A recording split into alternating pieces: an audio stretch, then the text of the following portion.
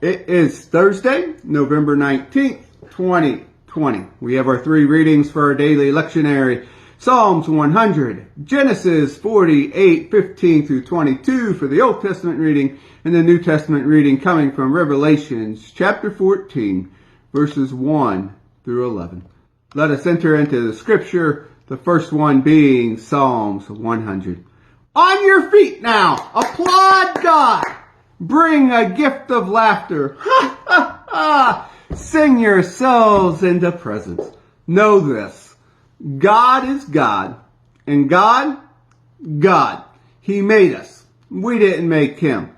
We're his people. His well-tended sheep. Enter with the password. Thank you. Make yourselves at home.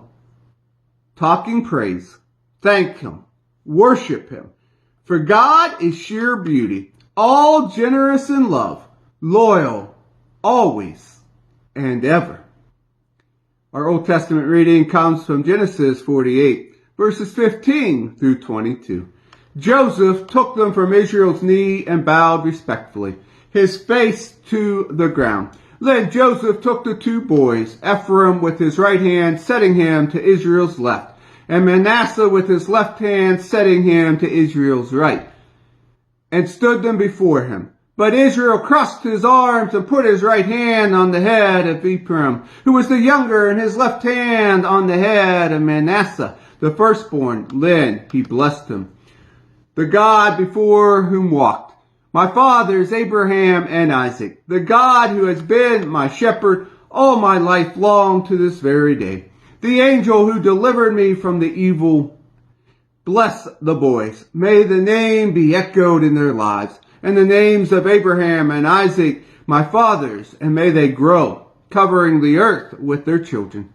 When Joseph saw that the father had placed his right hand on Ephraim's hand, he thought he had made a mistake. So he took hold of his father's hand to move it from Ephraim's head to Manasseh, saying, "That's the wrong head, father. The other one is the firstborn. Place your right hand on his head."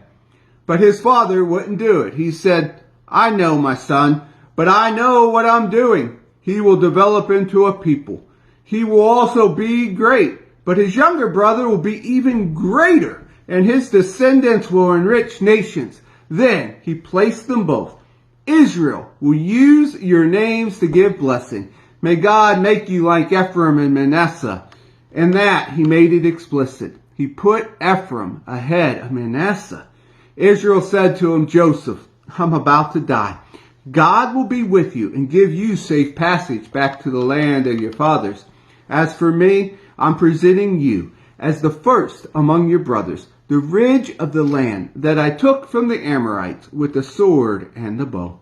Our New Testament reading today comes from the book of Revelations, chapter 14, verses 1 through 11. I saw, it took my breath away, the Lamb standing at the Mount Zion, 144,000 standing there with him, his name and the name of his Father inscribed on their foreheads. And I heard a voice of heaven, the sound like a cataract, like the crash of thunder. And then I heard music, harp music, and the harpist singing a new song before the throne, and the four animals and the elders. Only the 144,000 could learn to sing the song. They were brought from the earth, lived without compromise, virgin fresh before God. Wherever the Lamb went, they followed. They were brought from humankind, first fruits of the harvest for God and the Lamb. Not a false word in their mouth, a perfect offering. I saw another angel soaring in the middle heaven. He had an eternal message to preach for all who were still on earth. Every nation and tribe, every tongue and the people, he preached in a loud voice, "Fear God and give him glory. His hour of judgment has come. Worship the maker of heaven and earth, salt, sea, and fresh water." A second angel followed, calling out, "Ruin, ruin! Great Babylon, ruin! She made all the nations drunk on the wine of her whoring." A third angel followed, shouting, "Warning! If anyone worships the beast and his image and takes the mark on the forehead or hand, that person will drink the wine of God's wrath, prepared unmixed in his chalice of anger, and suffer torment from fire and brimstone in the presence of the holy angels in the presence of the Lamb. Smoke from the torment will rise age after age.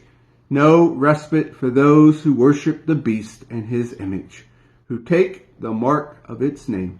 And here ends our readings today.